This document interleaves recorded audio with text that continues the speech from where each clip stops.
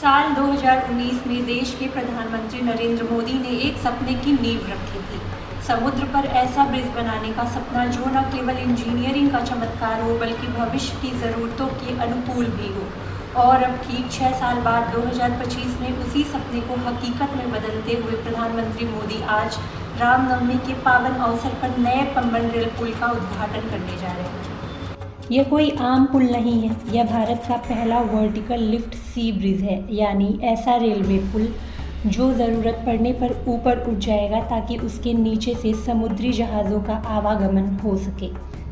Pamban bridge केवल एक तकनीकी प्रोजेक्ट नहीं बल्कि यह परंपरा और प्रगति का मेल है। यह वही समुद्र है जिसके किनारे पौराणिक राम सेतु की कथाएं जुड़ी हैं और अब वहीं आधुनिक भारत का यह नया सेतु खड़ा है।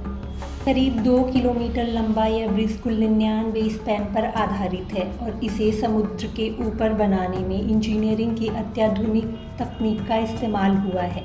जब कोई बड़ा समुद्री जहाज़ पास आएगा तो यह ब्रिज 17 मीटर तक ऊपर उठाया जा सकेगा ताकि जहाज़ आराम से गुजर सके।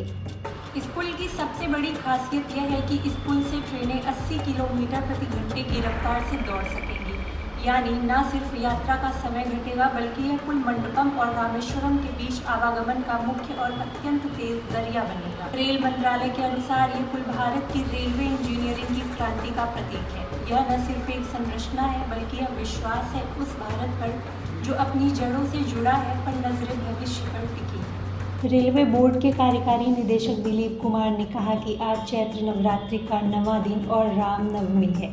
पीएम मोदी देश को एक नया इंजीनियरिंग चमत्कार समर्पित करने जा रहे हैं। यह देश के लिए नई उम्मीदों का दिन है। भारतीय रेलवे और पीएम की ओर से यह नया तोहफा देश की इंजीनियरिंग ताकत को बढ़ावा देने वाला है। आज चैत्र का दिन है, रामनवमी का दिन है, ठीक है, और पूरे देश के लिए उत्साह का दिन है, नए विश्वास का दिन है, क्योंकि इस दिन माननीय प्रधानमंत्री जी श्री नरेंद्र मोदी जी रामेश्वरम के पुण्य भूमि पर एक जो नया इंजीनियरिंग मार्वल तैयार हुआ है भारत के इंजीनियरों द्वारा, उसको डेडिकेट करने जा रहे हैं देश को। तो निश्चित रूप से एक बड़ा दिन है और इस अवसर पर मैं सभी देशवासियों को शुभकामनाएं देता हूं कि रामनवमी के इस त्यौहार पर भारतीय रेल की ओर से और देश की ओर से माननीय प्रधानमंत्री की ओर से जो यह अद्भुत सौगात देश को प्राप्त हो रहा है, उससे पूरे देशवासियों का और जो खास करके हमारा इंजीनियरिंग जो ताकत है अपने देश की, उसकी मजबूती को काफ़ी बल मिलेगा। जब पुराना पुल जो था वो 100 साल पुराना था और उस पर गाड़ियों की जो स्पीड थी ना 10 से 15 किलोमीटर की स्पीड पर हम लोग चला पाते थे, धीरे धीरे परिचालन होता था because of the safety reason. यह पुल जब बन करके तैयार हो गया है तो CRS की ओर से हमको 75 किलोमीटर पर आवर की स्पीड का स्वीकृति प्राप्त हो गया है, तो गाड़ियों का मूवमेंट फास्ट होगा।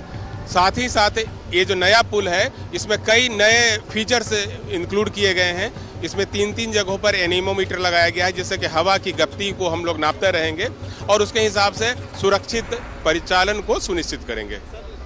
देखिए, पूरे देश के श्रद्धालुओं का विश्वास जो है वो रामनाथ स्वामी मंदिर के प्रति है। भारत के 4 धामों में से एक धाम रामेश्वरम है और प्रतिवर्ष लाखों की संख्या में देशवासी यहाँ पर आते रहते हैं। अब जबकि यह पुल बन करके तैयार हो गया है तो एक बार पुनः जो श्रद्धालुओं का जो रेला है वो चालू हो जाएगा और श्रद्धालुओं की संख्या में दुगनी तिगुनी वृद्धि होने का अनुमान है। पहले हम लोग जब पुल बंद हो गया था कुछ तकनीकी कारणों से, तो जो ट्रेनें हैं वो मंडपम स्टेशन पर ही आ रही थी और यहाँ से लोगों को बाई रोड जो है मंदिर तक जाना पड़ रहा था। अब जब ये पुल बन गया है तो सीधे हम रामेश्वरम तक लोगों को ले जाएंगे, तो काफ़ी सहूलियत होगी सभी को और यात्रियों की संख्या में भारी वृद्धि होगी।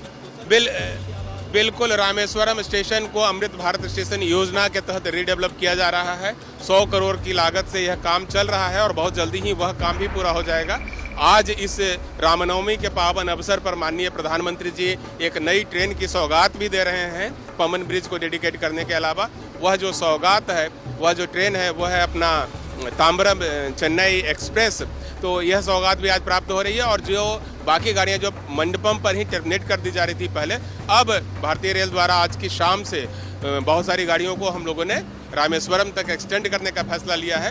तो यात्रियों को काफ़ी सुविधा होगी, जो स्थानीय लोग हैं उनको भी सुविधा होगी, जो पर्यटक दूर दूर से आते हैं, जो श्रद्धालु दूर दूर से आते हैं, जो राम भक्त दूर दूर से आते हैं, शिव भक्त जो दूर दूर से आते हैं यहाँ पर दर्शन करने के लिए, उन सब को, पूरे देशवासियों को इससे सहूलियत होगी, राहत मिलेगी और यात्रियों की संख्या में वृद्धि होने से रामेश्वरम की जो इकोनॉमी है उसको भी ताकत मिलेगी।